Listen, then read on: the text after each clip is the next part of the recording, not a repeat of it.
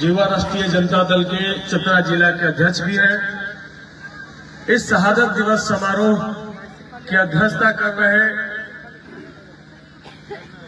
रंजीत यादव जी, इस मौके पर मौजूद मुख्य अतिथि के रूप में इस झारखंड को सेवा देने वाले पूर्व कृषि मंत्री योगेंद्र साहू जी, इस मौके पर मौजूद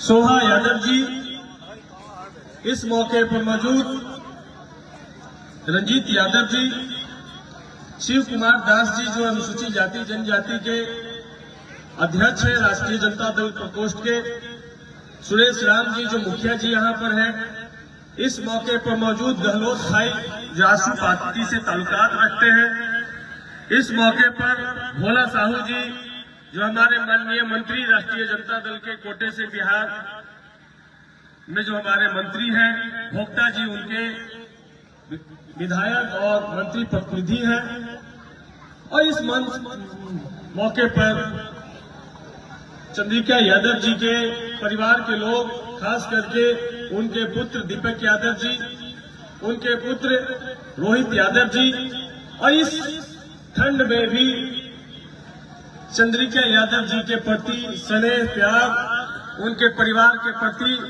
प्रगाढ़ स्नेह रखने वाले महान जनता जनार्दन जो गांव से आए हैं, सभी का हम क्रांतिकारी इस्तकबाल करते हैं। जय भीम, जय जगदेव, जय मंडल करते हैं। साथियों, हम अपनी बात शुरू करने से पहले अक्सर एक बात रखते हैं और हम शुरू करते हैं कि हम यहाँ पे बैठे हैं गजवा की छांव में, आओ ले चलते हैं तुमको चंद्रिका यादव जी के गांव में। और जो चंद्रिका यादव जी का जो गांव है, जो चंद्रिका यादव जी ने जो अपना एक गांव बसाया था, वो गांव कोई छोटा गांव नहीं। जो चंद्रिका यादव जी ने उस गांव में जो विचारधारा, जिस विचारधारा को लेकर के आगे चल रहे थे, वो कोई छोटा विचारधारा नहीं था। ये विचारधारा आज से लगभग 5000 साल से ये संघर्ष लड़ाई इस भारत वर्ष में हो रही है। उस लड़ाई का नाम है गैर बराबरी के खिलाफ में जो लड़ाई, जो गैर बराबरी समाज में व्याप्त है, जो धर्म के नाम पर, जाति के नाम पर, मजहब के नाम पर जो इस गैर बराबरी बना करके रखा गया है, एक नियम गढ़ करके, मन ग्रंथ नियम गढ़ करके रखा गया है कि कोई जात किसी से नीचा है, कोई जात किसी से ऊंचा है।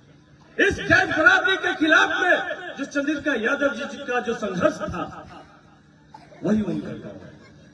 इसलिए आप लोग के लिए हम एक लाइन कहेंगे, किले मसाले निकल पड़े हैं लोग मेरे गांव के, अब अंधेरा जीत लेंगे लोग मेरे गांव के। बिन लड़े तो कुछ भी मिलता नहीं है जानकर, अब लड़ाई लड़ रहे हैं लोग मेरे गांव के। तो साथियों, ये जो गैर बराबरी है, जिसकी वजह से चंद्रिका यादव जी हो या प्रतीक अंगार जी के पिताजी या उनके साथ और लोग हो, या इस मौके पर इस दर्जनों जो शहादत हत्याएं हुई है, वो हत्याएं ये बताती है कि हम गैर बराबरी के खिलाफ में लड़ रहे हैं और हम गैर बराबरी को बर्दाश्त नहीं करेंगे। क्योंकि जब 15 अगस्त 1947 को जब ये देश आजाद हुआ और जब महामानव विश्वभूति संविधान निर्माता डॉक्टर भीमराव अम्बेडकर ने, जिनके अथक प्रयास से जो संविधान लिखा गया, वो संविधान कहता है कि एवरीवन इक्वल बिफोर लॉ। संविधान के समक्ष सब लोग बराबर है, लेकिन जो पीढ़ी जो हमको वर्षों से गुलाम बना करके रखा है, वो स्वीकार करने के लिए तैयार नहीं है कि नोनिया धोनिया गहीर दुआग्वार चमार लोहा ठठेरा बनिया तेली तमाली, ये बराबर नहीं हो सकता है। इसी की लड़ाई इस देश में चल रही है, इसी की लड़ाई चल रही है।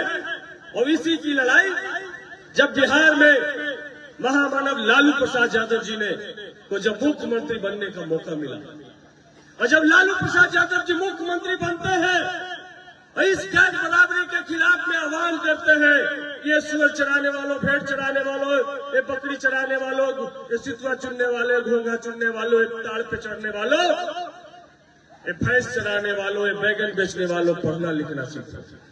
जब इस बात का आह्वान होता है और इस बात को जब योगेंद्र जी जैसे, इस बात को जब प्रतीक जी जैसे, इस बात को जब चंद्रिका जी जैसे लोग जब आवाज, जब लालू यादव जी का आवाज जब इनके कान में जाता है और गैर बरादरी के खिलाफ में संघर्ष करते हैं, वो 90 का दौर याद कीजिए, जब लालू यादव जी मुख्यमंत्री बनते हैं, जब बिहार और झारखंड एक होता है और जब हजारों हजार नौजवान लालू यादव जी के बताए हुए रास्ते पे आगे बढ़ते हैं, तब जाकर के इनको 2010 में मुखिया बनने का मौका मिलता है।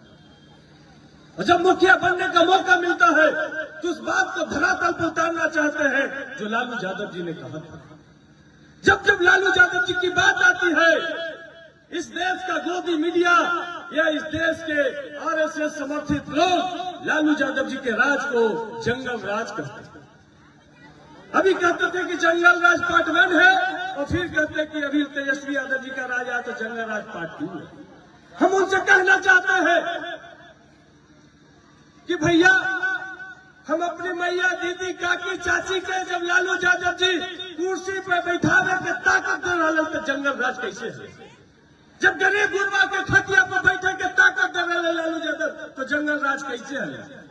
जब हमारे माई बहन के इज्जत लुटा जा और लालू यादव जी के पहले जब FIR थाना पुलिस न सुना और लालू यादव कल कहती कि जो थाना में FIR न करता हूँ तो लालू यादव तोरा लगी बैठल हो, कि जंगल राज कैसे है? जब भैंस चराने वाला, सूअर चराने वाला के पढ़ाई लिखाई के बात करे कहते जंगल राज कैसे हो? जंगल राज तो तब है कि भैंस चराने वाला, सूअर चराने वाला, बकरी चराने वाला के स्कूल जाए के अधिकार न रहे, तब न जंगल राज मिले। हमरे खतीबा और हमरे दुआर और मालिक मालिक कह के हमरा लिखार, ई रहले जंगल राज। लालू यादव कहल कथिन कि अपन खटिया पर अपने बैठल रहा, वही तो बैठ करके बात करिए, खड़ा होने की कोई जरूरत न है। ये जंगल राज ऑनलाइन है।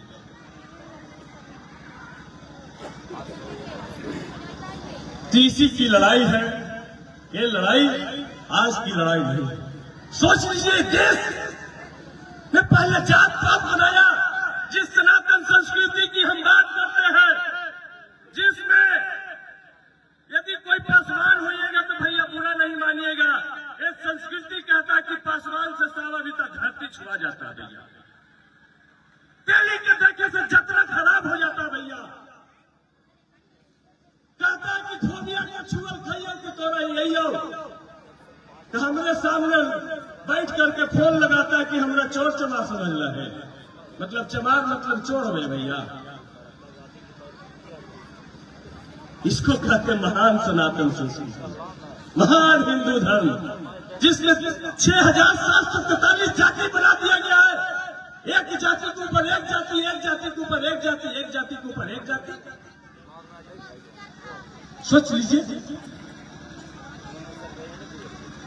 इसके खिलाफ ये लड़ाई चंद्रिका यादव जी जैसे लोग लड़ रहे थे, प्रतीक कंगार के पिताजी जैसे लोग इनके खिलाफ में लड़ाई लड़ रहे थे, तो उनकी हत्या तो मामूली बात है। हमारे कितने लोगों ने शहादत दिया।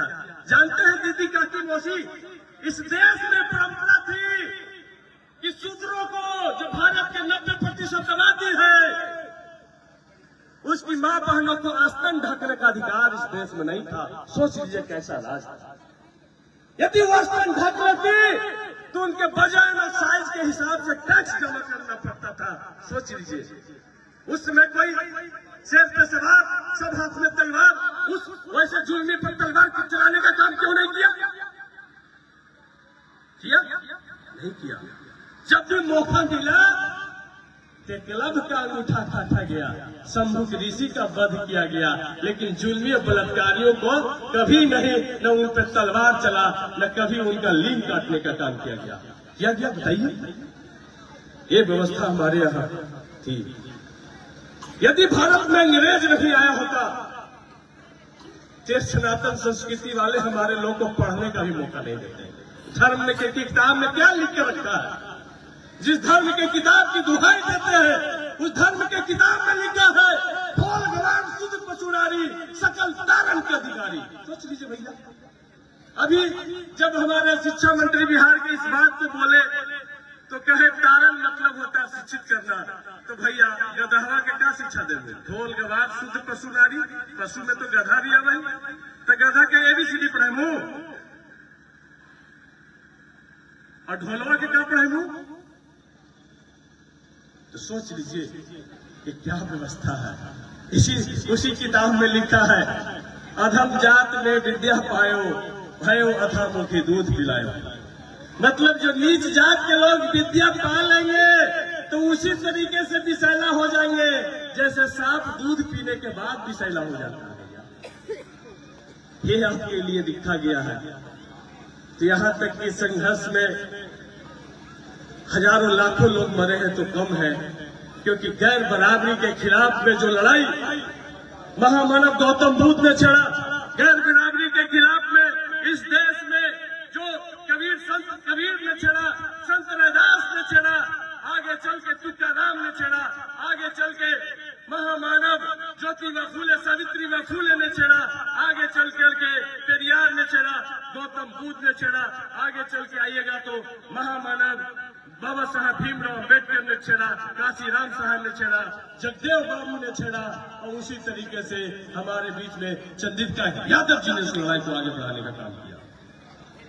इसलिए साथियों, आप तमाम लोग इस कड़कड़ाते ठंड में हैं।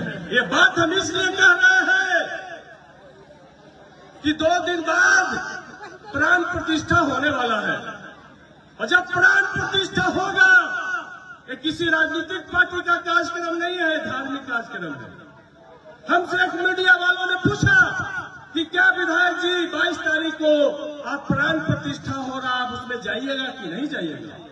तो हमने उससे कहा कि भैया अभी तक प्राण नहीं था, हम लोग तो प्राण मान के चल रहे थे, 22 तारीख को प्राण आ गई तो आपको पता चला, तो अभी तक उनमें कोई जान प्राण नहीं था।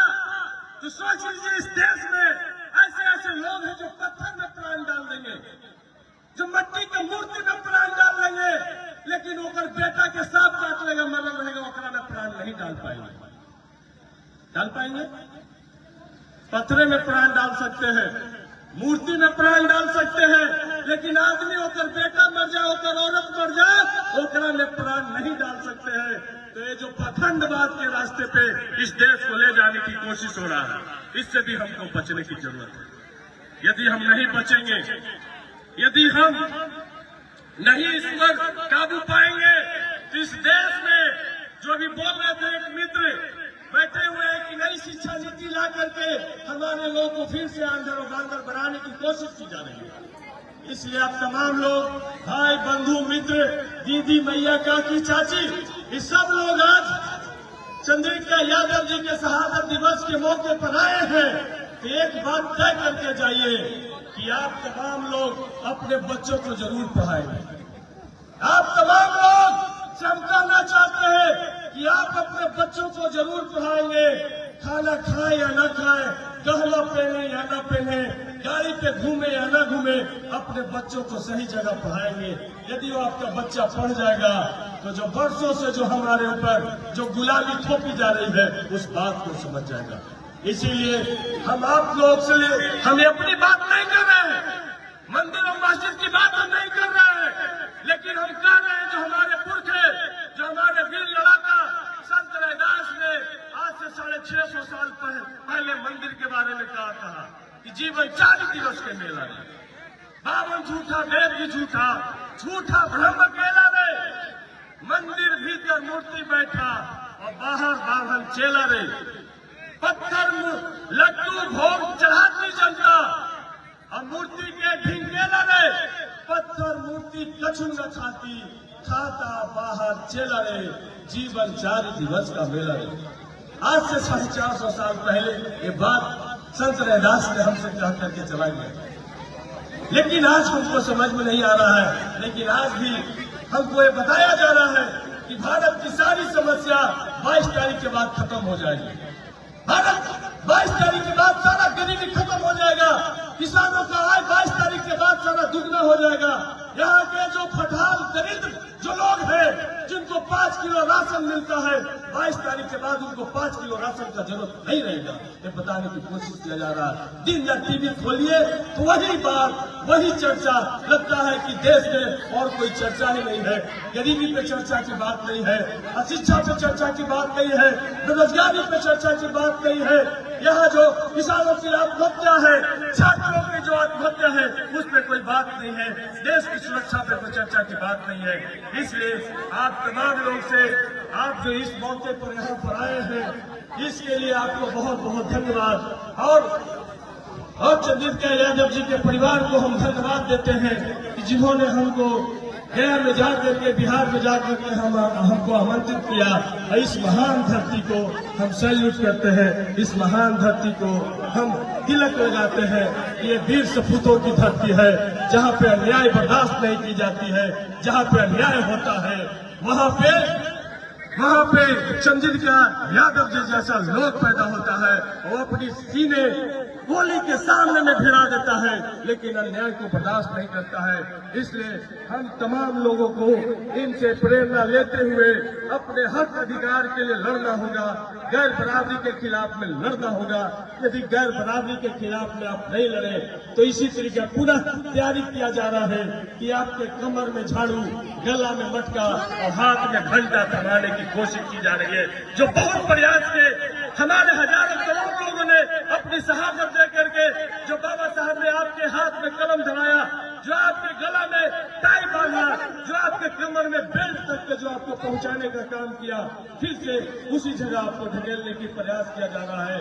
इन्हीं बातों के साथ, इसी उम्मीद के साथ हम एक बात बोल करके हम अपनी बात को समाप्त करेंगे कि तपाते लौह को जब पीट के तलवार बनता है, रगड़ते पत्थरों पे तब कहीं जाधार बनता है। और तीसना की लौ में जो वेदना उबाल लेती है, गगन को भेद देने वाला चंद्रिका यादव जी जैसा ललकार बनता है, ललकार बनता है, ललकार बनता है। इसलिए साथियों, इस चतरा, इस टंडवा, इस गजवा की महान जनता को हम यहाँ पे सलाम करने आए हैं कि आप इसी तरीके से गैर बराबरी के खिलाफ में लड़ते रहिए, क्योंकि प्राकृतिक ने कहा है कि सब लोग जन्म से बराबर हैं। ये बात गौतम बुद्ध ने भी कहा है। दुनिया के जितने बड़े दार्शनिक हैं, उस सभी लोगों ने कहा है कि जन्म से सभी मनुष्य बराबर हैं। सभी लोग माँ के कोख में 9 महीना रहता है तभी जन्म लेता है। क्यों, कोई बताइए कि 5 महीना में माँ के कोख से जन्म ले लिया? भाई ब्राह्मण है तो 5 महीना में जन्म ले लिया, क्षत्रिय है तो भैया 6 महीना में जन्म ले लिया, वैश्य है तो 7 महीना में, और शूद्र भूया चमार सब 9 महीना में जन्म ले लिया। ऐसा कोई बात है क्या? तो जब प्राकृतिक ने हमारे साथ कोई भेदभाव नहीं किया, जब धूप सबके लिए धूप बराबर है, चाहे अमीर हो, गरीब हो, भूया हो, चमार हो, ब्राह्मण हो, पंडित हो, सबके लिए धूप बराबर है। बारिश सबके खेत के लिए जब बराबर हो, तो जो भेदभाव बनाया गया, समझ लिए बनावटी है, इसके खिलाफ चंद्रिका यादव जी जैसा हम सबको लड़ना होगा। अपनी जान की भी बाजी लगानी पड़े तो लगाना होगा। और हम इस मौके पर हम कसम, और इस मौके पर हम आपके सामने शपथ लेकर के जाते हैं कि जब तक गैर बराबरी के खिलाफ में हम लड़ते रहेंगे, जब तक हमारे रगों में अंतिम सांस है, जब तक एक बूंद हमारे शरीर में रक्त है, हम गैर बराबरी के खिलाफ लड़ेंगे और समतामूलक समाज बनाएंगे। हम ऐसा समाज बनाएंगे जो गौतम बुद्ध, ऐसा समाज बनाएंगे जिस समाज की परिकल्पना बाबा साहब अम्बेडकर ने कहा कि जहाँ पर ऊंच नीच, भेदभाव, छुआछूत, किसी तरह का कोई भेद न हो, सब लोग मानव एक समान हो, चाहे राष्ट्रपति हो या भंगी हो, सब कोई इक्वल हो, बराबर हो, ऐसा समाज हम स्थापित करेंगे। हम जब तक हमारा जगहों में जान रहेगा तब तक इसकी लड़ाई को हम लड़ते रहेंगे। इसीलिए आप लोगों के ऊपर एक बात बोल करके हम अपनी बात को खत्म करेंगे कि उठा है तूफान, जमाना बदल रहा, उठा है तूफान, जमाना बदल रहा, जागा है टंडवा गजवा का नौजवान, जमाना बदल रहा। अब इन काली कुटिया से भी देखो फूट रहे हैं उजियाले, अब थर थर थर थर कांप रहे हैं ये हाफ पैंट वाले, ये 2 दिन का मेहमान, जमाना बदल रहा, उठा है तूफान, जमाना बदल रहा। इसी बातों के साथ, इसी शब्दों के साथ चंद्रिका प्रसाद यादव जी के प्रति हम अपनी सच्ची श्रद्धांजलि अर्पित करते हुए उनके परिवार के प्रति गहरी संवेदना व्यक्त करते हुए आप लोगों ने हमारी बात को इतना गंभीरता पूर्वक सुना, आपके प्रति हम अपना शीश झुकाते हुए हम अपनी बात को समाप्त करते हैं। इनकलाब जिंदाबाद, चंद्रिका यादव अमर रहे, चंद्रिका यादव अमर रहे। बहुत बहुत आभार माननीय विधायक सतीश दास जी। अब इस कार्य